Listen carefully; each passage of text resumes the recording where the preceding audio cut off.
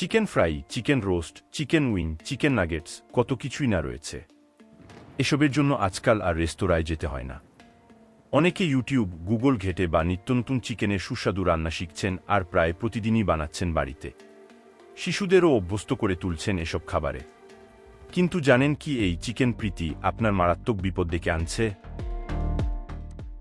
এসব খাওয়ায় অধিকাংশ ওষুধই আপনার শরীরে কাজ করবে না। নানা রোগের ব্যাকটেরিয়ার সংক্রমণ ঠেকাতে ব্যর্থ হবে অ্যান্টিবায়োটিকও। শুধু তাই নয়, আমাদের স্বাভাবিক রোগ প্রতিরোধ ক্ষমতাও ধীরে ধীরে নষ্ট করে দিচ্ছে এই ব্রয়লার মুরগি। এমনটাই জানাচ্ছেন ভারতের বিশেষজ্ঞ চিকিৎসক অরিন্দম বিশ্বাস। তিনি জানান, ইদানিং আমরা যত মুরগি খাই তার প্রায় সবই আসে কোনো না কোনো পোল্ট্রি খামার থেকে।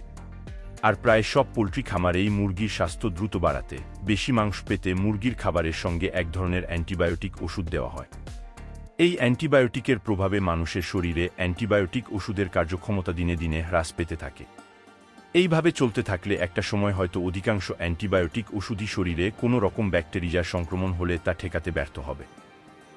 বিশ্বাস আরও জানান, সম্প্রতি লন্ডনের ব্যুরো অফ ইনভেস্টিগেটিভ জার্নালিজমের চালানো এক সমীক্ষায় উঠে এসেছে একটি চাঞ্চল্যকর তথ্য।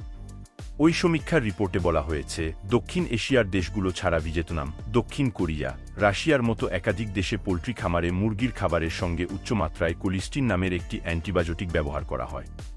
ওই সমীক্ষার রিপোর্ট অনুযায়ী বাজারে লব্ধ প্রায় সব প্রক্রিয়াজাত মুরগির মাংসেই উচ্চমাত্রার কোলিস্টিনের উপস্থিতি রয়েছে। অ্যান্টিবায়োটিক ব্যবহারের ক্ষেত্রে ওয়ার্ল্ড হেলথ অর্গানাইজেশনের WHO যে বিধিনিষেধ রয়েছে তা কোনোভাবেই মানা হচ্ছে না, তারই প্রমাণ মিলেছে এই সমীক্ষায়। এই বিপদ এড়ানো তখনই সম্ভব যখন দেশের পোল্ট্রি খামারগুলোতে কোলিস্টিনের যথেচ্ছ ব্যবহার বন্ধ হবে।